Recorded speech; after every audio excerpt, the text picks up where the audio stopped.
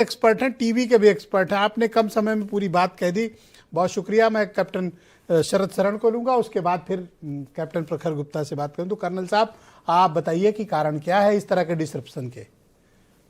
अब रत्नाकर सिंह फंस गए, अभी दूसरे राउंड में उनको घेरेंगे। आप बोलो कर्नल। आप हवाई चप्पल तो नहीं पहने? मैं तो जूते पहनता हूँ सर। तो आप शुक्र मनाइए, आप बच गए। क्योंकि हवाई चप्पल वालों को 11 साल पहले बोला वैसे गया मैं बताऊं, मैं ट्रेन से ज्यादा चलता हूँ जी। जहाज वगैरह तो अफोर्ड करने की स्थिति ज्यादा नहीं है हम लोगों की, तो मैं तो ट्रेन से चलता हूं। मैंने हवाई चप्पल की बात इसलिए कही, कभी कभार ही जहाज मिलता है हम लोगों को। हवाई चप्पल की बात इसलिए कही कि 11 साल पहले मोदी जी ने बोला था कि हवाई चप्पल वालों को जहाज से चलाएंगे। तो जो हवाई चप्पल वाले वो तो लूट गए, जो जूता पहनते वो कम से कम इस जुमले में फंसे नहीं।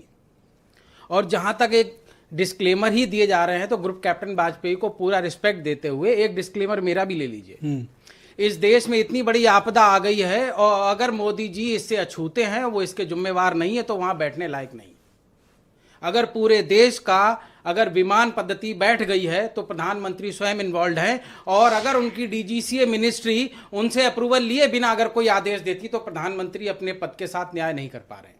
तो दिल्ली में कुछ भी हो तो प्रधानमंत्री, और किसी प्रदेश में हो तो मुख्यमंत्री सीधा सीधा जिम्मेवार है। ये सीधा सीधा लीडरशिप की अकाउंटेबिलिटी का सवाल। अच्छा, एविएशन मिनिस्टर बड़ा दिलचस्प आदमी है, बहुत बढ़िया रील बनाते हैं, उनकी पता बहुत रील बहुत चलती अच्छी है। बनाता है। जी। वो कुछ बनाए ना बनाए, फोटो बढ़िया होनी चाहिए भाई साहब की, और रील तो क्या शानदार।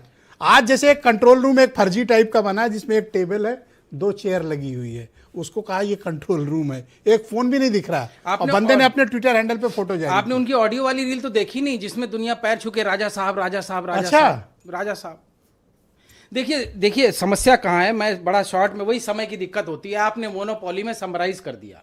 लेकिन फिर भी मैं कहूंगा, ब्रिटिश राज से हम गए लाइसेंस राज में, और लाइसेंस राज में जब स्कूटर और मोटरसाइकिल के लिए 15-15 साल 8-8 साल की वेटिंग होती थी, उदारीकरण ने कस्टमर को राजा बनाया इस देश में, कि अब कस्टमर किंग है, वो डिसाइड करेगा कि उसे कौन सा सामान चाहिए, कौन सी उत्पाद चाहिए। No sir, Indigo is king, Indigo king है। हाँ, तो वही कह रहा हूं, उदारीकरण ने राजा बनाया और पुरानी व्यवस्था लोग वापस ले आए, मोनोपोली। मैं तो कहता राहुल भाटिया को सिविल एविएशन मिनिस्टर बना दो, बात खत्म। अब ये व्यवस्था जाएगी पूंजीवाद के पास, और पूंजीवाद का सीधा खतरा। सरकार चलाती है पूंजीवादियों को, और बाद में पूंजीवाद चलाती है देश की व्यवस्था को। और हम लोग लगातार ये बातचीत कर रहे हैं कि अगर इसी तरीके से पूंजीवाद को सहारा दिया गया तो एक दिन पूंजीवाद इतना मजबूत हो जाएगा कि तंत्र पकड़ लेगा, और ने वो करके दिखा दिया है। कैप्टन प्रखर गुप्ता